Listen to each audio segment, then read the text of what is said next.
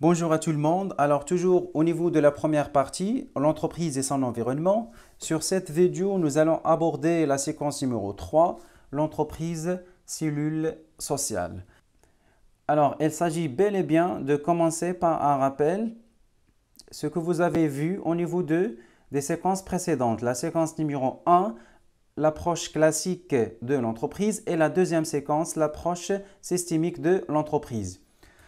Alors au niveau de la première séquence, l'approche classique de l'entreprise qui sert à définir le concept de l'entreprise, vous avez deux définitions. L'entreprise en tant qu'unité de production marchande et l'entreprise en tant qu'unité de répartition. Alors pour la première définition, l'entreprise unité de production marchande, c'est-à-dire l'entreprise est un agent économique qui produit des biens et des services qui sont destinés à un marché pour être vendus afin de réaliser un bénéfice ou bien un profit.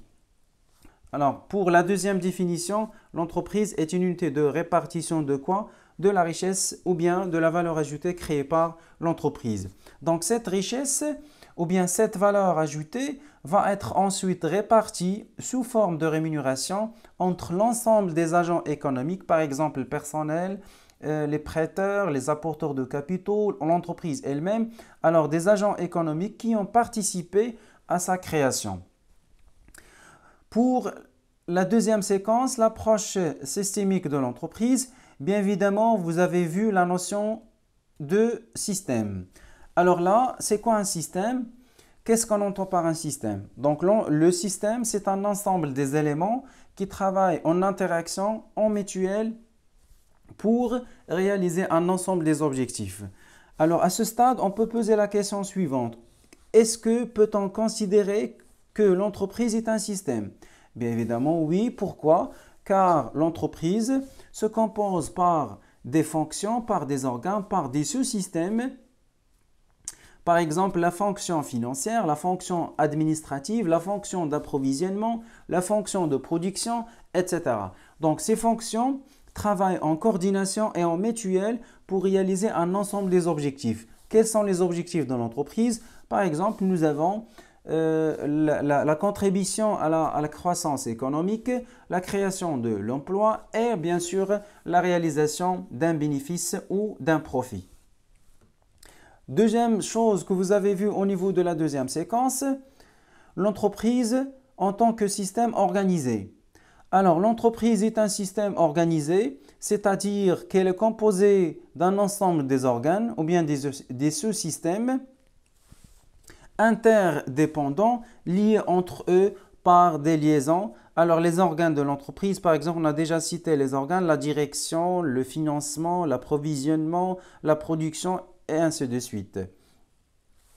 Troisième chose que vous avez encore, l'entreprise en tant que système ouvert sur son environnement.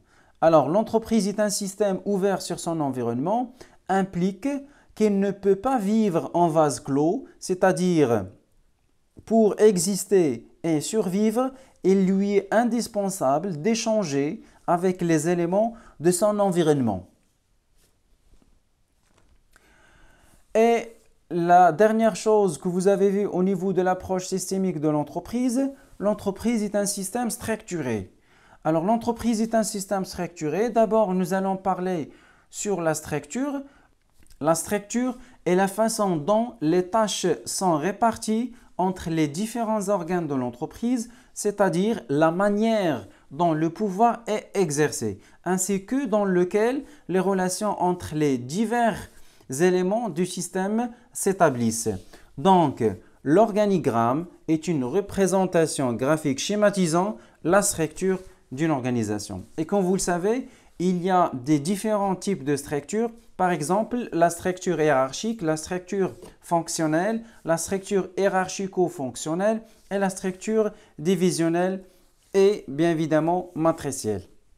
Et voilà, on a fini maintenant le rappel de la première séquence et la deuxième séquence. Maintenant, on passe pour la troisième séquence qui est l'entreprise cellule sociale. Bien, alors comme vous le savez, l'entreprise constitue une entité sociale regroupant des individus liés par un ensemble de relations, des relations en particulier hiérarchiques, mais aussi de solidarité. La structure ou bien l'entreprise permet non seulement la circulation de biens et de services, mais aussi d'informations, des influences et des sentiments. Donc, les activités de production et de commercialisation requièrent la collaboration d'hommes et de femmes aux compétences et attentes diverses. Donc, à cet égard, tous les collaborateurs de l'entreprise, par exemple les employés, les ouvriers, les cadres, les secrétaires et les techniciens, travaillent ensemble avec des règles de conduite communes.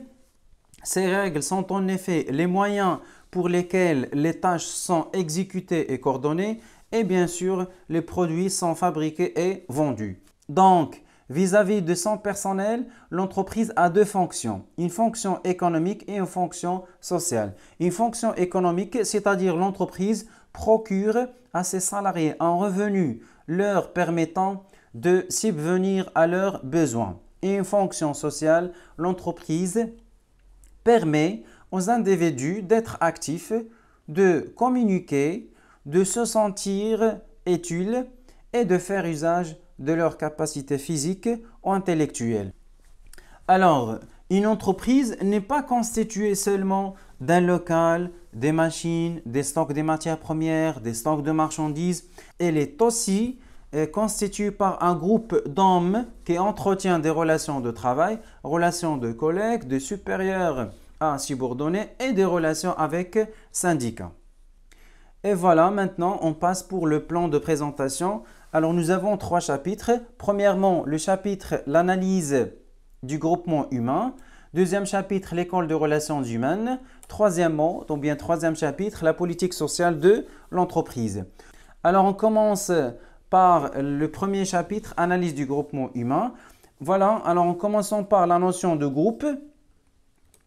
Qu'est-ce qu'on entend par le groupe?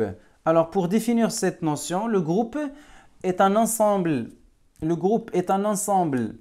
d'individus en collaboration pour la réalisation d'objectifs qui lui sont assignés. La constitution du groupe implique la collaboration des individus. Chaque membre de l'équipe doit comprendre sa mission, que ce soit une mission commerciale, une mission administrative ou bien une mission managériale qui lui incombe, et les relations qu'il doit entretenir avec les autres membres du groupe. Par la suite, on passe pour le concept d'un collectif. Qu'est-ce qu'on entend par le collectif? Alors, le collectif est le sentiment d'appartenance qui naît chez chaque membre du groupe lorsque le travail de l'équipe est réel. Le collectif aussi est un facteur essentiel de performance de l'équipe. Sans collectif, il n'y a pas d'équipe. Alors, ce sentiment est étroitement lié aux modalités d'apprentissage du métier. Par la suite, ce dernier doit alterner des périodes de mise en place d'une routine professionnelle qui a pour finalité de sécuriser l'équipe et de changements d'habitude permettant de la faire évoluer. Après le collectif, on passe maintenant pour les phénomènes de leadership. Le leadership est l'ascendant qui prend un individu sur un groupe. Il a plusieurs origines. Le leadership légitime, technique et informel. Le leadership légitime est l'autorité donnée à l'individu par sa fonction. Le manager a cette légitimité pour l'appliquer dans le milieu de travail. Le leadership technique est l'autorité fondée sur les compétences, c'est-à-dire le savoir-faire et le savoir-être de l'individu. Et finalement, le leadership informel, c'est-à-dire elle est caractérisée par l'ascendant naturel d'un individu sur le groupe par rapport à sa personnalité. On peut l'identifier comme le charisme de l'individu. Et voilà, on passe maintenant aux conflits dans le groupe. Alors, les conflits sont propres à tout groupe humain. Dans l'entreprise, on est confronté à cette situation. Ils apparaissent pour des motifs internes, par exemple l'incompatibilité entre personnalités, les différences de performance en termes de résultats, non-potentialité économique et la réorganisation de l'équipe avec l'intégration de la nouvelle technologie d'information et de communication. Ou des motifs externes à l'équipe, par exemple la réorganisation de l'entreprise, la perte de clients, surcroît d'activité, le climat socio-économique et mesures gouvernementales. Avant que le conflit éclate, bien évidemment, on doit procéder à la régulation des tensions et à la recherche des solutions. Les études sociologiques et psychologiques de l'homme au travail ont mis en évidence les caractéristiques suivantes des groupes humains au travail. Le groupe humain obéissant à une structure organisationnelle attend une participation à l'information, à la conception et à la réalisation des objectifs de l'entreprise. Les groupes organisés en départements et en divisions tissent des réseaux de coopération et d'entente et attendent des motivations et intéressements à la productivité du groupe. Les femmes et les hommes compétents ont des besoins d'accomplissement à satisfaire et attendent une rémunération individualisée et des perspectives de carrière. Alors, on constate que si l'entreprise est une structure productive qui répartit des richesses, elle a la fonction économique de l'entreprise et qui évolue au sein de son environnement, elle est aussi un groupement humain structuré, géré et dirigé. Elle a la fonction sociale parce qu'elle emploie des individus qui ont des aspirations à exaucer. En effet, l'entreprise est constituée des femmes et des hommes qui ont des compétences et des besoins différents. Donc, ces besoins ne sont pas seulement physiologiques, par exemple l'alimentation, l'habillement, mais également sociaux et psychologiques, par exemple la communication et l'appartenance à un groupe humain. Donc, ces êtres humains attendent une rémunération et une perspective de carrière. Alors, pour le deuxième chapitre, l'école des relations humaines, les critiques du taylorisme ont ciblé les mauvaises conditions du travail et la négligence de la dimension psychosociale des salariés. Pourquoi? Parce que le salaire étant considéré comme l'unique motivation. Donc, l'étude des conditions matérielles du travail a donné naissance à l'ergonomie. L'ergonomie, c'est-à-dire l'étude scientifique des conditions de travail et des relations entre l'être humain et la machine. Sinon, une adaptation d'un environnement de travail, par exemple les outils, le matériel et l'organisation, aux besoins de l'utilisateur. Alors, l'étude de la psychologie et du comportement des individus et des groupes au travail a permis une analyse globale des facteurs de motivation. Ces études ont été menées par un groupe de chercheurs pluridisciplinaires connus sous le nom de École des relations humaines. Alors, les travaux de l'École des relations humaines ont commencé au début du 1927 avec les expériences de Elton Mayo. L'œuvre de Mayo fut prolongée et enrichie par les travaux de Frédéric Herzberg et l'école psychosociologique comprenant les études de Maslow et MacGregor.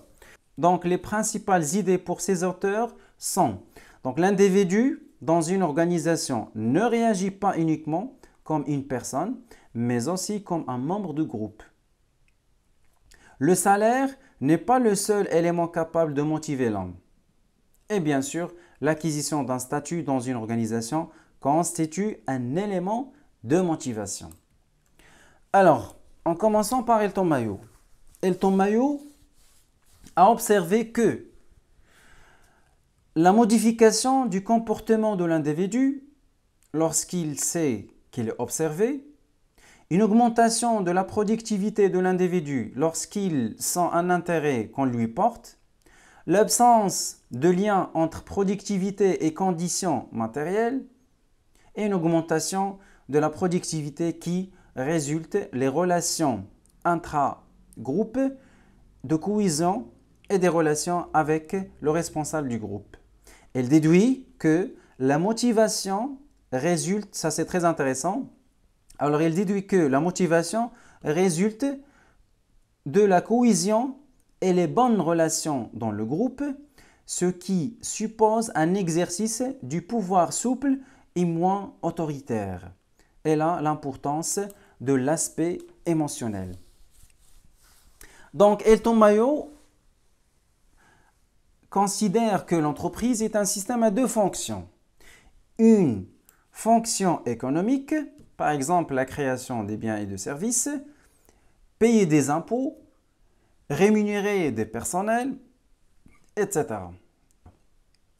La deuxième fonction, la fonction sociale, c'est la satisfaction des besoins sociaux du personnel, de l'entreprise bien sûr, et ainsi, Mayo a montré que la motivation et donc la productivité ne dépendent pas uniquement des facteurs matériels et techniques, mais également à des facteurs sociaux, c'est-à-dire l'équilibre entre les deux fonctions doit être maintenu.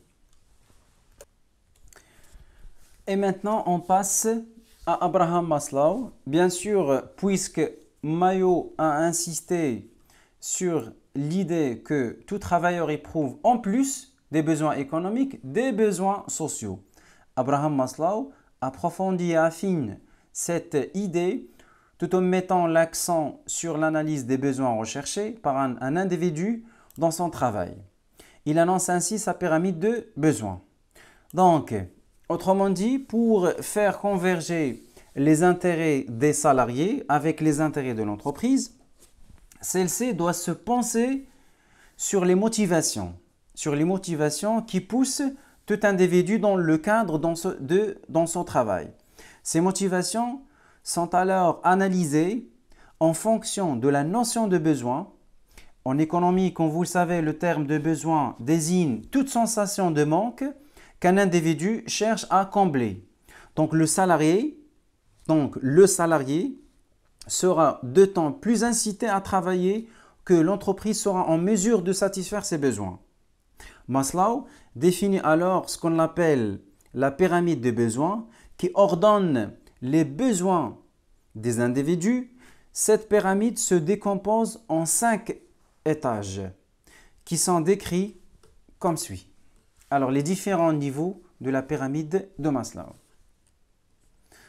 En commençant par le premier niveau, ce sont les besoins physiologiques. Alors, les besoins physiologiques sont des besoins primaires liés à la nécessité de survivre. Par exemple, se loger, se nourrir, se vêtir et dormir. Et vous avez d'autres exemples ici. Alors, deuxième niveau, ce sont les besoins de sécurité. Donc, les besoins de sécurité, c'est un besoin d'être protégé moralement et physiquement, y vivre en paix. Par exemple, se sentir en sécurité, faire confiance. Troisième niveau de besoin, besoin d'appartenance. Alors, les besoins d'appartenance, c'est-à-dire faire partie de divers groupes, la famille, les amis, l'équipe de travail, il ne peut pas être isolé. Être aimé, écouté, compris, estime des autres, faire partie d'un groupe, avoir un statut. Par la suite, nous avons le quatrième niveau des besoins, ce sont les besoins d'estime. Les besoins d'estime, c'est-à-dire besoin d'être reconnu, estimé par soi et par les autres. Par exemple, besoin de considération, besoin de respect, un sentiment d'être utile et d'avoir de la valeur, conserver son identité. Et finalement, le dernier niveau de besoin, ce sont des besoins d'accomplissement ou bien de s'accomplir, c'est-à-dire développer ses connaissances, développer ses valeurs, ou bien un besoin d'utiliser toutes ses capacités, de développer ses compétences et ses connaissances personnelles, de perfectionner aussi. Alors, la notion de pyramide renvoie à l'idée qu'un individu ne cherchera à satisfaire ses besoins supérieurs accomplissement par exemple, que s'il peut satisfaire ses besoins inférieurs physiologiques. Et voilà. Par la suite, Friedrich Herzberg. Alors, selon Friedrich Herzberg, la satisfaction au travail dépend des caractéristiques des tâches qui appauvrissent ou enrichissent le travail. En général, l'entreprise doit réaliser une étude de détermination des facteurs de satisfaction et d'insatisfaction des salariés. Alors, les facteurs de satisfaction liés aux éléments suivants: les accomplissements, la considération et la reconnaissance, les responsabilités, l'autonomie, les tâches elles-mêmes, l'avancement, l'évolution professionnelle. Alors pour les facteurs d'insatisfaction concernent les conditions de travail, la rémunération, la politique générale de l'entreprise, l'encadrement, les relations interprofessionnelles, la communication, le statut et la sécurité sociale. Donc, Friedrich Herzberg a complété la théorie de Maslow. Il distingue deux types de facteurs qui peuvent exercer une influence sur le comportement de l'homme au travail, en ajoutant des facteurs de satisfaction et d'insatisfaction avec d'autres manières, les facteurs de conditionnement ou bien les facteurs d'hygiène et les facteurs de motivation. Alors les facteurs de conditionnement, il s'agit des facteurs liés à l'environnement du travail. Par exemple, l'éclairage, la sécurité, les conditions matérielles du travail. Donc ces facteurs ne sont pas une source de motivation, mais leur absence peut constituer un frein pour le travail. Deuxième facteur, ou bien les autres facteurs qu'on a cités, ce sont les facteurs de motivation. Ils sont une réelle source de motivation, par exemple la considération, l'autonomie et l'accomplissement. Alors, pour réaliser la motivation, toute entreprise doit passer par deux étapes. Premièrement, éliminer les sources de mécontentement. Par exemple, le salaire faible, la non-affiliation à la CNSS, la Caisse nationale de la sécurité sociale, l'interdiction de l'adhésion au syndicat, les mauvaises relations entre les collègues et les supérieurs hiérarchiques. Et par la suite, comme deuxième étape, la mise en place des éléments motivants qui motivent le personnel de l'entreprise. Par exemple, la reconnaissance, la promotion et le respect. Par la suite, McGregor. Alors McGregor propose deux formes extrêmes de management, lesquelles découlent deux attitudes de dirigeants. C'est-à-dire, nous avons deux façons pour gérer les personnels. Nous avons la théorie X et la théorie Y. Pour la théorie X, qui suppose que l'homme est passif, bon, regardez ici, elle est passif, n'aime pas son travail, est paresseux, il doit être surveillé, contrôlé et dirigé par des méthodes classiques comme l'organisation scientifique de travail. On parle dans la théorie X du management autoritaire. Au contraire, la théorie Y suppose que l'homme est actif. Alors, elle est actif. L'homme aime son travail. Il peut être motivé par son travail. Il accepte et cherche les responsabilités. Les dirigeants doivent donc opter pour une attitude plus démocratique. On parle du management participatif. C'est bon? Alors maintenant, on passe pour le dernier chapitre, la politique sociale de l'entreprise. L'entreprise ne doit pas mettre en place uniquement une politique économique, mais il faut qu'elle soit accompagnée d'une politique sociale, dont les principaux aspects sont les suivants.